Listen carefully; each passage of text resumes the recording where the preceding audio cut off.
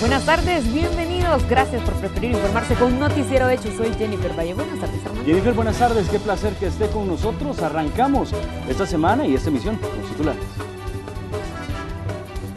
Hoy se presentó la acusación formal en contra de uno de los hombres señalados como el principal proveedor de armas a pandillas en Ilopango. Un promedio de 15 audiencias diarias suspende la Fiscalía por falta de vehículos y personas. Le contamos qué está pasando. Una revista internacional coloca a El Salvador como uno de los países más violentos del mundo. Guatemala y Honduras también se encuentran en la lista. Amplia requisa en el penal de Ciudad Barrios lleva ya 12 días. Hasta hoy se han decomisado una fuerte cantidad de ilícitos. El director de esa cárcel y más de 40 custodios fueron removidos de sus cargos. Gobierno dice no permitirá aumento en el pasaje al transporte colectivo. Algunos empresarios piden una tarifa de 30 centavos. Entérese por qué fue suspendida la reunión extraordinaria de la Organización de Estados Americanos para abordar la situación en Venezuela.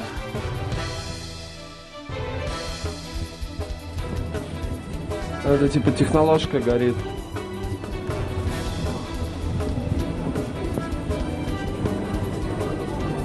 Estas son las imágenes del atentado en Rusia, en el metro de San Petersburgo, en la plaza Zenaya, una de las más concurridas de la ciudad, que dejó 10 fallecidos y decenas de heridos.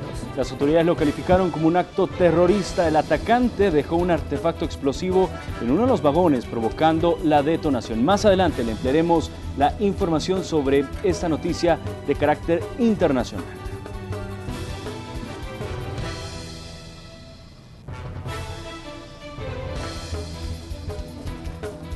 Bueno, y nuestros equipos se han desplazado para brindarle la información como usted lo necesita conocer. Así es, tenemos a Raúl Hernández desde la sala de redacción.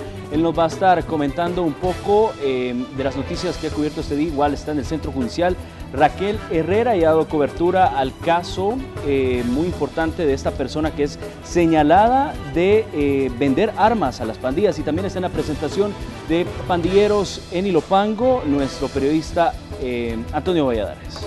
Y bueno, hoy se instaló la audiencia de imposición de medidas contra Carlos Arnoldo Cardosa Sandoval, alias Melao, quien según la Fiscalía es uno de los principales proveedores de armas a pandilleros. Junto a él, otro grupo de personas también enfrentaron la justicia ahora. Hay que recordar que en este procedimiento también se encuentran involucrados agentes policiales. Para conocer más detalles, vamos a enlazar precisamente a los tribunales con Raquel Herrera. Raquel, buenas tardes. Muy buenas tardes, Jennifer y Armando. Así es, en el juzgado especializado de instrucción se instaló esta audiencia de imposición de medidas en contra de los implicados en esta estructura de principalmente tráfico de armas, narcomenudeo y también vinculada a la extorsión. Después de varias horas de alegatos por parte de los abogados defensores, al menos 10 participaron en esta audiencia de imposición de medidas y también del Ministerio Público. La jueza ordenó instrucción con detención para 13 de los implicados, incluyendo los 3 agentes de la Policía Nacional Civil que están involucrados en esta red de estructura criminal. Les voy a compartir parte de las declaraciones de uno de los abogados defensores. Esa es la vinculación que Fiscalía hace sobre estas personas, lo cual pues solamente se tienen vinculación en cuanto a llamadas telefónicas hechas, de lo cual hasta el momento pues no se ha establecido que los números de los cuales se hacían esas llamadas sean de mis representados. Esa es la mayor prueba de descargo que se tiene, ¿verdad? Ya que Fiscalía no puede establecer, ya que los abonados a los cuales se investigó o se intervino, pues son otras personas distintas a mis representados. Es decir, Fiscalía no tiene mayor información o mayores pruebas en cuanto a la relación de los imputados con la estructura o con el sujeto alias Melao. Definitivamente, ni en relación a alias Melao ni a la estructura, pues ya que ellos ejercían su función como agentes de autoridad en la zona y la vinculación que se está haciendo es por llamadas, que no se ha determinado de quiénes son esos números hasta el momento.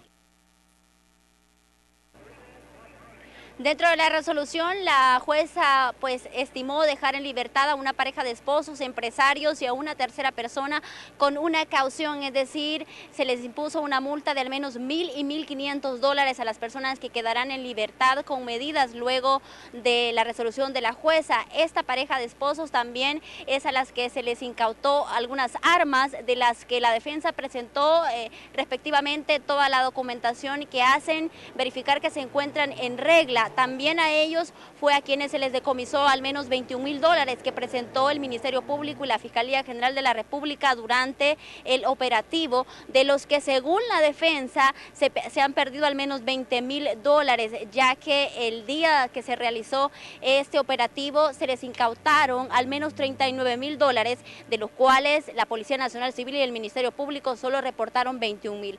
¿Qué ha dicho respecto a esto el abogado defensor? A continuación, sus declaraciones.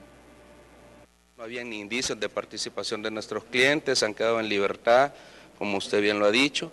Se están presentando ahora en la tarde ya las cauciones porque quedaron con cauciones económicas.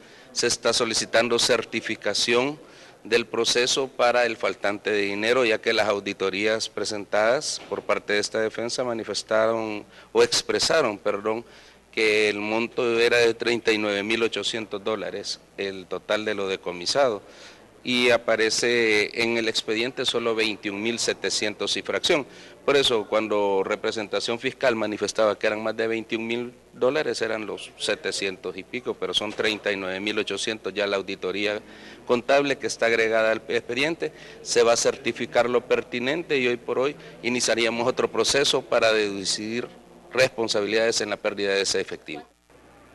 A esa estructura liderada por alias Melao, que se encuentra en prisión desde enero de este año y también vinculada a las pandillas, se le acusa de ser la que perpetró el asesinato de las mujeres en San Martín, específicamente las 3 mujeres que murieron luego de ser asesinadas por precisamente esta estructura criminal, y luego de esto también, si recordamos, también se registró un enfrentamiento armado donde murieron algunos pandilleros.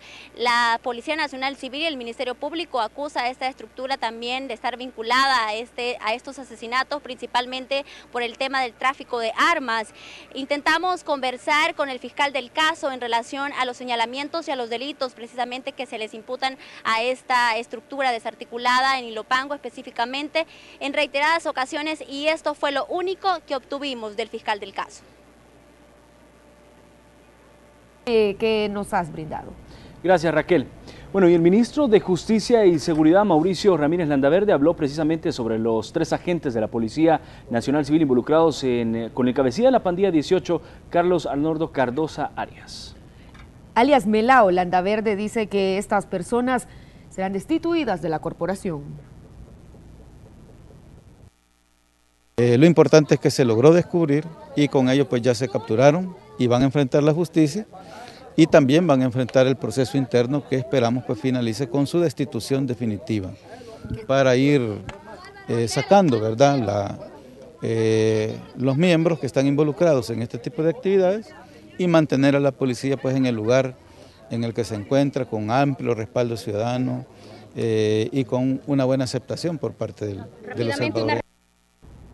En una requisa sin precedentes fueron encontrados 2 monitores de computadoras al interior del Centro Penal de Ciudad Barrios, un procedimiento considerado el más grande de la historia por el tiempo utilizado. La requisa más grande de la historia en el Centro Penal de Ciudad Barrios en San Miguel duró 12 días, dejando como resultado la suspensión del director y la reubicación de 46 custodios, según informaron las autoridades a través de un comunicado. A diferencia de una requisa habitual, se levantaron pisos, estructuras físicas y se removieron techos. Todo el centro penitenciario fue verificado. Se movilizaron a más de 2.000 miembros de estructuras criminales y según la Dirección de Centros Penales, los privados de libertad mantenían enterrados 2 monitores de computadoras que fueron encontrados bajo la escalera del sector 3. Además, se decomisó $12.600 en efectivo, se incautó 147 celulares y 4 pistolas, incluida una que estaba asignada a un agente de la Policía Nacional Civil. La requisa del centro penal fue ordenada por la policía a raíz de la explosión de una granada en su interior el pasado 24 de marzo, que dejó a 2 reos lesionados. El penal de Ciudad Barrios es uno de los recintos carcelarios sometidos a las medidas extraordinarias de seguridad que implementa el Ejecutivo desde hace un año y que tendrá vigencia otro año más por aval de los diputados de la Asamblea Legislativa. Este es un informe de Carla Carranza. Y El Salvador nuevamente es considerado a nivel internacional como uno de los países más violentos del mundo, y es que según datos publicados por la revista londinense The Economist, San Salvador, la capital de El Salvador, se mantuvo en 2016 como la ciudad con el mayor número de homicidios en el mundo. Los datos son con base a reportes de prensa y de las estadísticas recopiladas por el Instituto Igarape de Brasil. La tasa nacional se ubicó en 91 por cada 100.000 habitantes frente a los 103 reportados en 2015. En San Salvador la tasa bajó de 190 a 137.000 el año pasado. Además de San Salvador, Soyapango y Santa Ana también aparecen entre las urbes más violentas. Otros países de Centroamérica, como por ejemplo Guatemala y Honduras, siguen a El Salvador como otras regiones más violentas.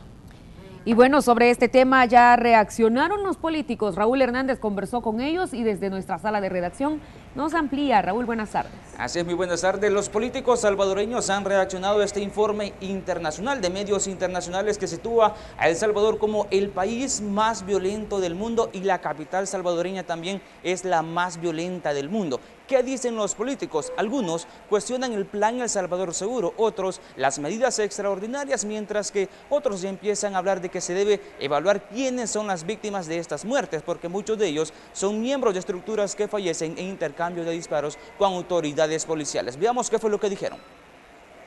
Primera vez se destituye inmediatamente después de ese hallazgo al director de ese centro penitenciario. No es posible que estén ocurriendo, aún con las medidas extraordinarias establecidas acá en la Asamblea Legislativa, este tipo de situaciones. Por lo tanto, eso que ha sucedido, en donde es destituido por esta situación el director de ese centro penitenciario, es ejemplificante. Lo que conocíamos hace unos minutos era la reacción del diputado Mario Tenorio del partido Gana sobre las medidas extraordinarias. Lo que les hacía referencia es lo que vamos a ver a continuación sobre la reacción de los políticos sobre esto que se ha catalogado El Salvador como el país más violento. Por los datos y por las actividades que estaban pasando en el país, nosotros estábamos seguros que ya habíamos salido de ese primer lugar, tanto a nivel nacional como también en el caso de San Salvador. Una revisión exhaustiva al Plan El Salvador Seguro.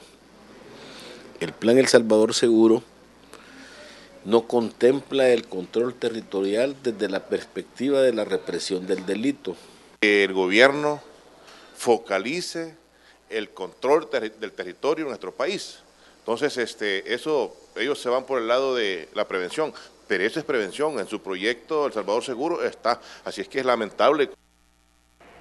Los políticos también demandan más recursos para instituciones como la Fiscalía General de la República, que hasta este momento no se le ha dado refuerzo en el último que se hizo la semana anterior en la Asamblea Legislativa, tanto para la Policía Nacional Civil como para la Fuerza Armada en el caso del bono trimestral. Así la información a esta hora.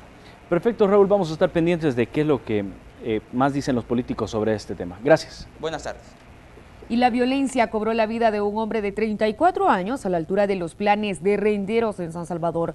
La víctima fue identificada como Freddy Antonio Regalado Ruano y durante su reconocimiento médico forense presentaba 2 impactos de bala. Fue el sistema de emergencias 911 el que alertó a las autoridades correspondientes.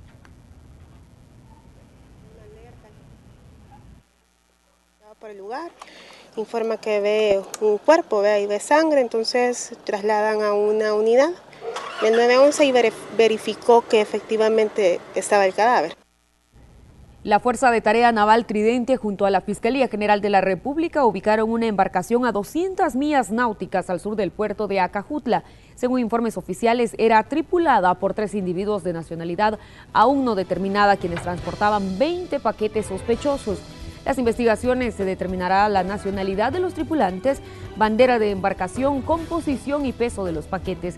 Es información en desarrollo que vamos a ampliar en la siguiente emisión de Noticiero Hechos.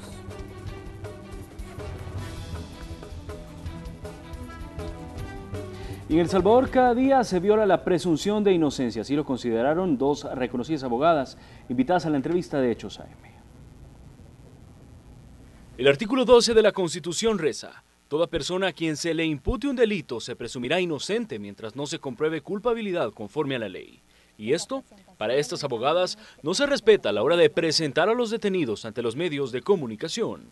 Berta de León dice que la Fiscalía gira orden de captura sin mayores pruebas. Algunas veces, según ella, se trata de testigos criteriados que no dan mayores detalles. Ya no pueden conseguir un trabajo decente.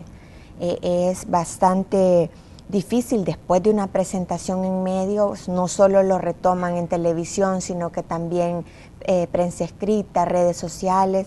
Ellas son de la idea en que se debe definir el alcance de la presentación de los detenidos, principalmente para violadores, jefes de pandillas o corruptos.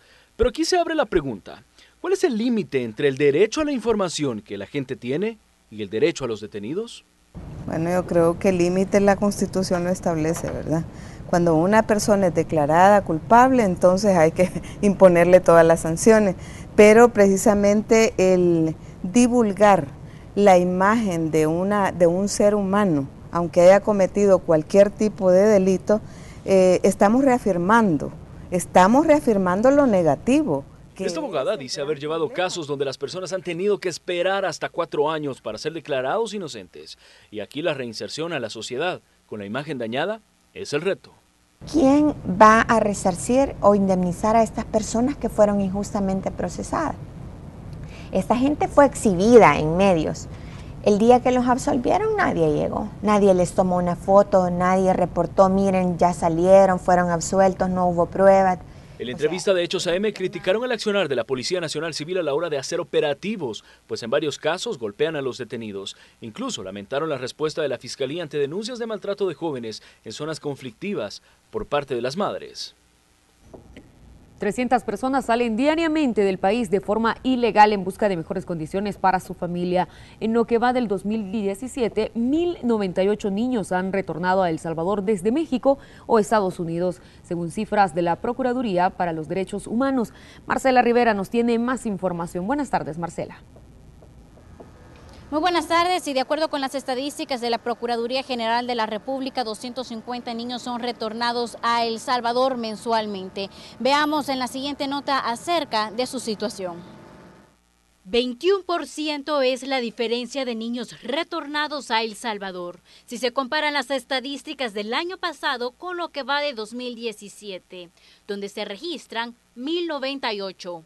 De acuerdo con la Procuraduría General de la República, mensualmente 250 menores regresan al país, en su mayoría con afectaciones psicológicas. Tenemos, por lo tanto, que pueden ser utilizados para fines pornográficos, violentación sexual, todo eso se puede dar en el camino. La violencia en El Salvador es uno de los principales motivos por el cual las personas deciden emprender un viaje a lo desconocido. Migración estima que alrededor de 300 personas abandonan sus hogares diariamente en busca de mejores condiciones y estabilidad. Pero no todos corren con la suerte de llegar. Hasta la fecha, 8.916 salvadoreños han retornado desde Estados Unidos. Personas dejan sus hogares por la violencia y la inseguridad que se genera en esas familias.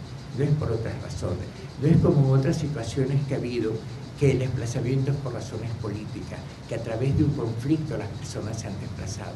Ese no es el caso de El Salvador. Según datos migratorios, existe un incremento del 27% respecto al año 2016 de personas retornadas.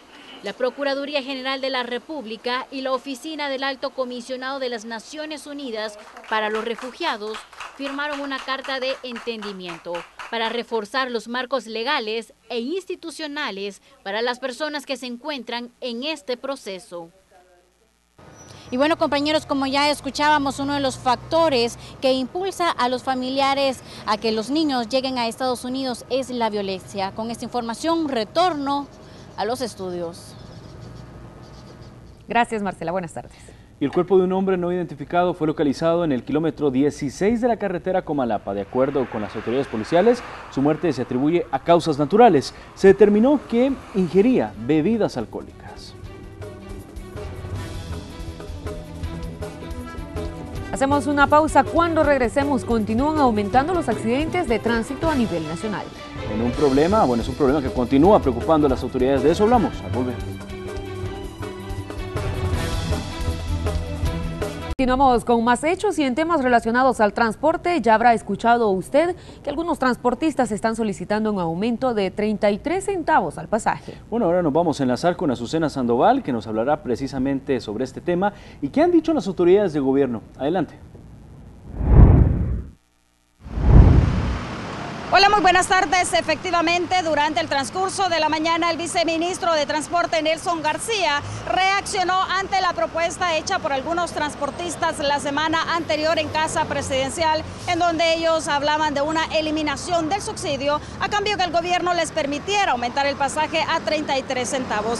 Vamos a escuchar lo que dijo al respecto.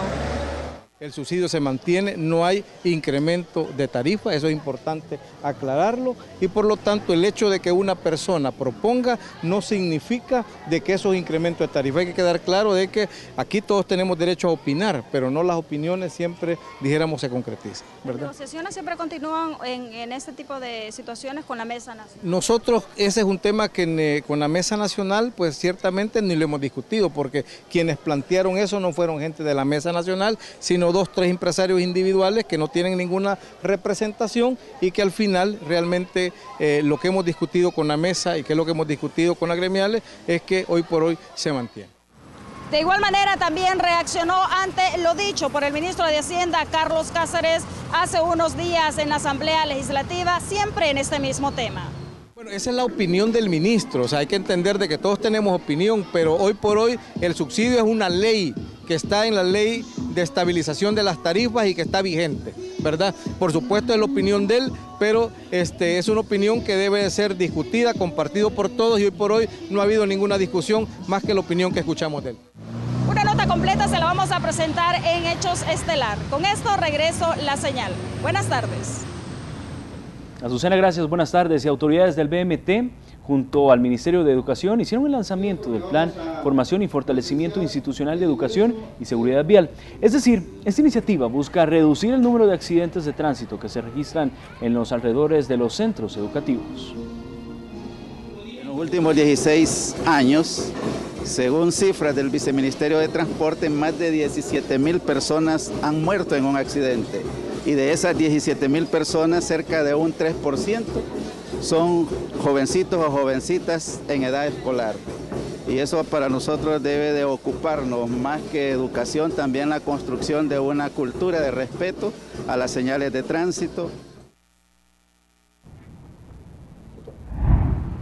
Para conocer un poco sobre el panorama, a esta hora vemos, por ejemplo, imágenes de los niños saliendo de los centros escolares y muchos utilizan la estrategia de precisamente poner un alto con una paletita para tratar la manera de que los niños pues se crucen de andén. Lo que sí es necesario aquí es las recomendaciones de siempre ser precavido y prudente a la hora de manejar, Jenny. Por supuesto, y también de los padres de familia de estar pendientes de los niños al momento de irlos a traer a los colegios, a las escuelas, para evitar cualquier tipo de desgracia. Recordemos que esto también forma parte del lanzamiento del Plan Formación y Fortalecimiento Institucional en Educación y Seguridad Vial.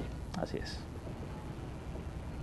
Bueno, según datos del Viceministerio de Transporte, a diario se reportan unos 61 percances viales, 21 lesionados y 3 personas fallecidas. Al día de hoy se contabilizan 5.601 accidentes de tránsito, 315 fallecidos, un aumento de 3 más en relación al año 2016, mientras que lesionados se tiene una reducción de 3.9%, es decir, a la fecha se contabilizan 462 personas que resultaron con algún tipo de lesión en un percance vial. 101 menos que el mismo periodo del año pasado, esto según datos del BMT. Y en más información, el próximo 20 de abril iniciarán las obras del paso paso a desnivel sobre la carretera a Comalapa a la altura del Rancho Navarra. Las autoridades indicaron que la obra tendrá un costo de $20.513.000 y será entregada en 12 meses. Durante el tiempo de construcción se implementará un dispositivo de tráfico en donde habilitarán 4 carriles de manera permanente con asistencia de gestores en las zonas aledañas.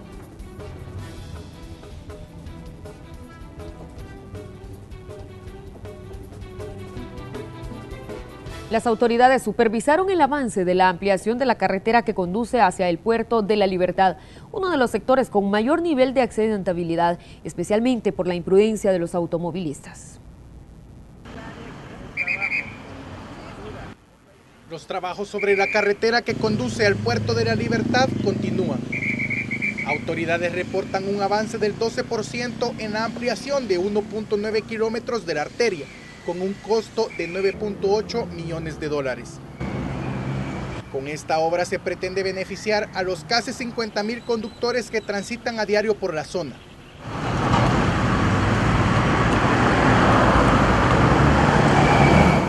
Para el periodo de Semana Santa, específicamente los días jueves 13, viernes 14 y sábado 15 de abril, las obras serán suspendidas debido a que esta vía conecta con varios destinos turísticos, situación que duplicará la circulación vehicular.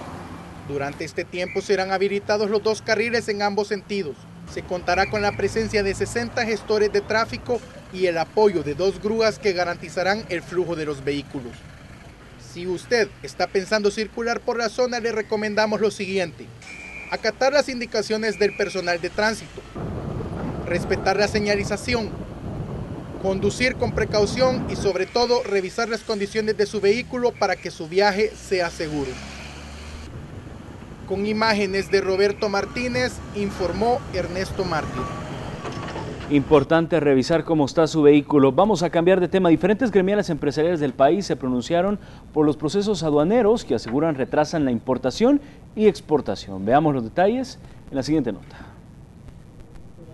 Más de 2.700 empleos perdidos en 2016. Esto reportan las gremiales empresariales que atribuyen a diversos problemas en las aduanas. Una situación que califican como engorrosa porque la importación y exportación de productos es cada vez más lenta.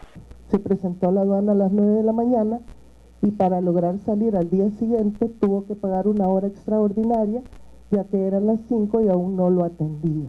Eso es el día a día. Materia prima que viene, por ejemplo, a un DPA y pasa de 9 a 4 de la tarde esperando ingresar al parque. Este problema es recurrente. Los prolongados procesos en aduanas generan largas filas de camiones de carga pesada en las diferentes fronteras terrestres del país. Los empresarios piden que el gobierno intervenga para superar los obstáculos. Dicen que se están incumpliendo acuerdos establecidos con el comercio nacional.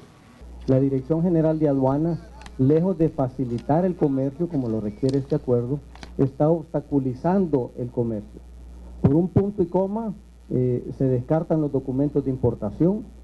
Por chequeo selectivo se descargan furgones y a pesar de que los importadores y exportadores pagan extra por ese servicio de desmontarlo, no se hace con agilidad. Hay muchísimas empresas que pudieran estar en riesgo, muchos empleos que pudieran estar en riesgo y claro que bajo la situación en la que estamos, en este estancamiento económico en el que el país está, cualquiera de estas situaciones pudiera desgraciadamente empeorar la economía del país. En 2016 las exportaciones desde El Salvador sumaron $5.484 millones, una reducción en $150 millones en comparación con 2015. Entre otras fallas recurrentes que denuncia el sector privado, las caídas del sistema informático, personal poco capacitado y muchos requisitos innecesarios, además de excesiva documentación. Con imágenes de Gerson López, este es un reporte de Néstor Hernández.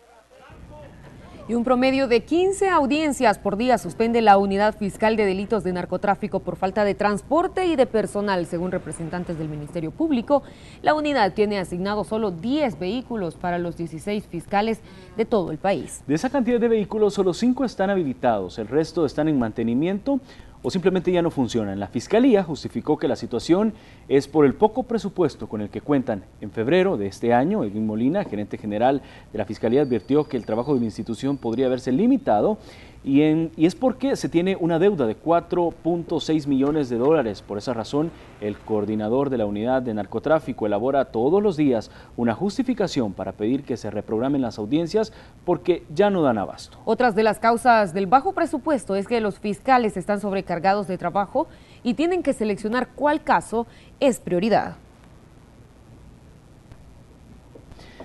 Y en la entrevista al programa Buenos Días de Radio Sonora 104.5 FM, el secretario de Transparencia y Anticorrupción justificó que aún no han cumplido con la promesa de reducir los salarios de funcionarios que ganan más que el presidente de la República porque se sigue analizando. Aclaró que son montos que vienen desde los gobiernos de Arena. Sin embargo, Marcos Rodríguez dijo que los diputados deben decretar una reducción de sueldos para los 3 órganos de Estado. Mayores a los del presidente no es algo que se inventó ahora, viene desde la época. Yo incluso he pedido y los vamos a publicar a toditos, igual que los viajes. Otra cosa es si está uno dispuesto a bajarse el salario, yo sí, absolutamente. Para mí debería ser un decreto legislativo que abarque todo el Estado. Esta entrevista fue a través del programa Buenos Días en Radio Sonora 104.5, recuerde, a las 6 de la mañana todos los días. Así es, están cordialmente invitados. En más noticias le comentamos que a través de sus cuentas de redes sociales, el alcalde de San Salvador, Nayib Bukele, dijo que buscará la reelección de su cargo como alcalde de San Salvador para los comicios del 2018 bajo la bandera del partido FMLN. Aseguró que fue una decisión difícil y pidió a la población no dejarlo solo. El viernes pasado, el secretario general del partido, Medardo González, afirmó que la dirigencia sostuvo pláticas con Bukele para que buscara un segundo periodo como jefe edilicio de la capital. Los tiempos electorales, la realidad del país, hay que tomar no tome en cuenta también las cosas personales, el cansancio que da la política, creo que se me nota en la cara, con 3 años envejecí 10. La vida personal, en fin, tantas cosas, dedicarle tiempo a mi esposa, tantas cosas que uno tiene que evaluar, sopesar lo que hubiera querido mi papá, lo que espera la gente de uno, y al sopesar todo eso, pues, así es bien difícil, la verdad. Todavía, bueno, incluso ahorita que ya tengo una decisión, todavía quedan esas duditas atrás de la cabeza, pero ya estuvo, ya es hora de tomar una decisión. Y el arzobispo de San Salvador considera necesaria la aprobación de la Ley General de Aguas. No descarta apoyarla como lo hizo con la legislación que prohíbe la minería metálica en el país. Después de la decisión unánime de los diputados de aprobar la ley contra la minería metálica, el arzobispo de San Salvador dijo sentirse satisfecho y agradecido con los parlamentarios. Quiero expresar nuestra total satisfacción por haberse aprobado con grandísima mayoría la ley de prohibición de la minería metálica en nuestro país, protegiendo de esta manera la vida y la salud de las personas de toda la nación y de modo especial de los más pobres que viven en las zonas mineras. La ley contra la minería metálica había sido impulsada por organizaciones sociales desde hace 10 años, pero fue hasta en el 2017 y con la intervención de la Iglesia Católica que se logró su aprobación. Otro proyecto de ley que se encuentra estancado desde el 2006 es la Ley General de Aguas. El arzobispo considera necesario el avance de ese anteproyecto o bien realizar una modificación constitucional. Yo no sé qué sería primero, si una ley, la creación de una ley de la que se viene hablando ya de días, o la reforma a la Constitución de la que también venimos hablando. Lo importante es que se tengan las dos cosas.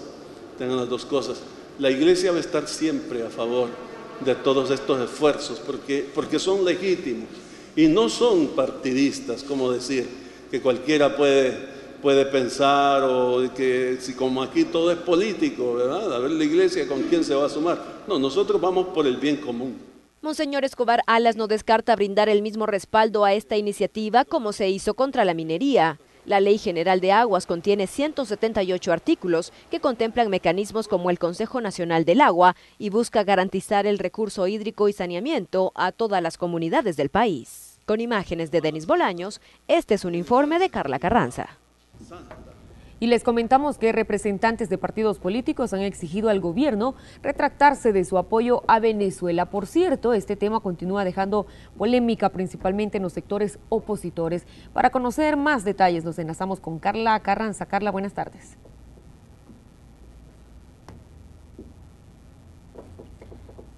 Bueno, más adelante nos estaremos enlazando nuevamente con Carla Carranza para que nos hable sobre esta información. Hacemos una pausa, ya volvemos. Bueno, ya le decíamos, representantes de partidos políticos han exigido al gobierno retractarse de apoyo a Venezuela. Carla Carranza nos tiene más detalles. Carla, buenas tardes.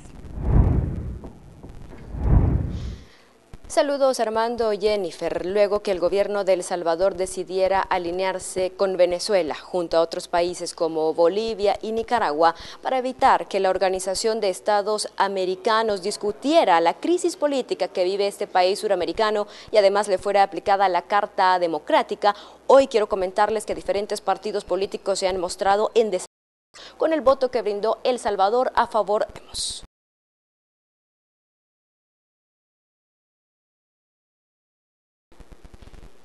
Nos sumamos a este esfuerzo, pedimos su posición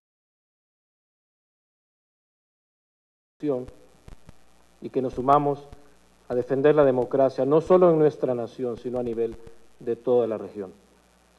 Lamentablemente estos pasos, este precedente que está dejando, deja también en evidencia las intenciones que pueda tener un gobierno de El Salvador para nuestro propio pueblo. Reiteramos nuestra solidaridad con el pueblo venezolano, reiteramos nuestro compromiso por la democracia en todo el hemisferio, en todo el continente, y le pedimos al gobierno de la República de El Salvador que se sume a la defensa de la democracia que tanto nos ha costado como nación. Estaremos también tomando acciones complementarias en función de que la posición hasta hoy adoptada por el gobierno de la República en el seno de la Organización de Estados Americanos sea realmente rectificada. Recordemos que esta decisión del gobierno de nuestro país también ha traído críticas por parte de Estados Unidos a través del senador Marco Rubio, quien ha dicho que este tipo de decisiones se van a tomar en cuenta a la hora de destinar recursos a los diferentes países. Les comento que los partidos políticos participantes de esta posición son Arena, PCN y el PDC, a excepción de Gana.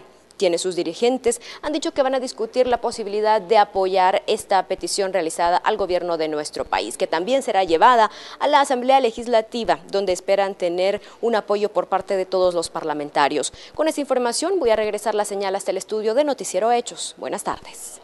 Le damos paso a nuestra compañera Linda Cruz. Adelante, Linda. Así es, compañeros, buenas tardes. Miren, arrancamos viendo este mapa que nos muestra cómo está el panorama en territorio salvadoreño. Vemos que está despejado, lo único que sí vemos el ingreso de nubosidad, lo que significa, por supuesto, un cielo que podría llegar a estar medio nublado. En cuanto a lluvias, únicamente chubascos en las zonas altas y montañosas y especialmente en horas de la noche. Así que pendientes de eso, también mucha presencia de bruma en la zona del territorio salvadoreño, además de calor en la tarde como es de costumbre y, por supuesto, ya temperaturas más bajas, es decir, el clima más fresco en horas de la noche y en horas de la madrugada. Y justo revisamos cómo van a estar estas temperaturas en las diferentes zonas del territorio, conociendo que la zona central es muy similar a la zona occidental y lo vamos a revisar en este momento. Zona central máxima de 33 grados, mínima de 20 grados. Así vemos también cómo estará la zona occidental, Santa Ana, máximas de 35 grados centígrados y mínimas de 19 grados. Y por supuesto la zona donde hace mucho más calor, la zona del oriente, revisamos y eso también nos lo comprueba, máximas de 38 grados centígrados y mínimas de 20 grados centígrados. Así que lo mejor es hidratarse en horas también de la tarde y estar pendientes del cambio que se va a generar ya en horas de la noche y madrugada. Por lo demás, nos esperan tantos cambios significativos, eso sí, vientos de velocidad máxima de 18 kilómetros por hora. Con eso regreso con ustedes, compañeros, y que tengan una feliz tarde. Gracias, Linda, por tu reporte. y RSM, a través de la red de medios afiliadas a Albavisión, se presentan la segunda historia de un joven de 16 años que entrega todo por el todo en sus entrenos previo a los Juegos Latinoamericanos de Olimpiadas Especiales a disputarse del 20 al 28 de abril en Panamá. Veamos su historia a continuación.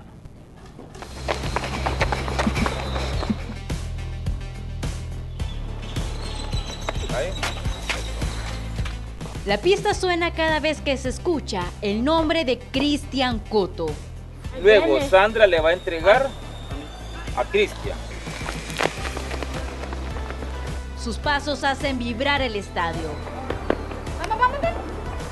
Los entrenos no son más que el reflejo de voluntad y perseverancia.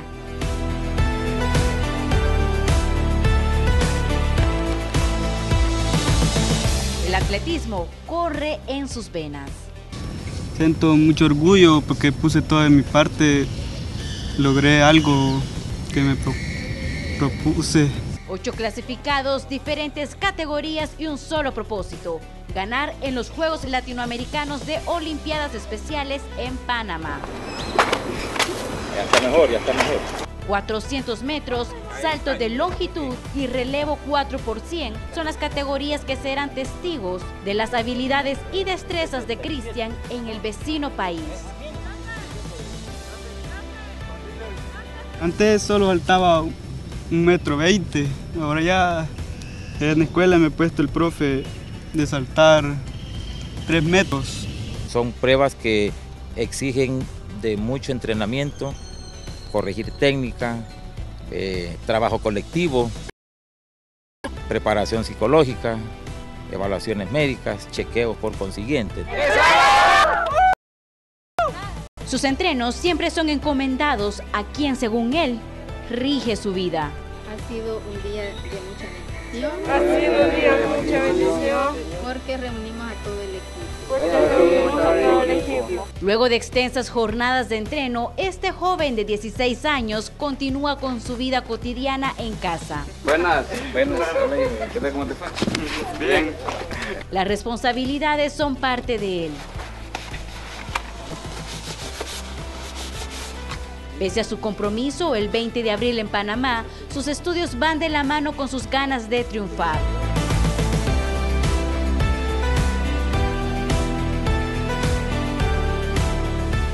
Es un orgullo, dicen sus padres y sus 6 hermanos. Va a salir a representar a El Salvador, ¿verdad? Y pues digo yo que no es una, como le dijera, un orgullo que no todos lo podemos tener, ¿verdad? Yo le puedo decir a él que estoy orgullosa de él y que los queremos y que los quiero mucho. La verdad me siento orgulloso, porque nadie de nosotros había podido llegar así como ha llegado él, va tan alto como podemos decir nosotros. El Salvador se hará sentir en Panamá, dice Cristian, uno de los clasificados en los Juegos Latinoamericanos de Olimpiadas Especiales a disputarse del 20 al 28 de abril. Sí, estamos allí listos para ir a competir allá y dejar en alto El Salvador. Con imágenes de Alfredo López, este es un informe de Marcela Rivera. Esta información finalizamos. Gracias por habernos acompañado. Buen, excelente inicio de semana.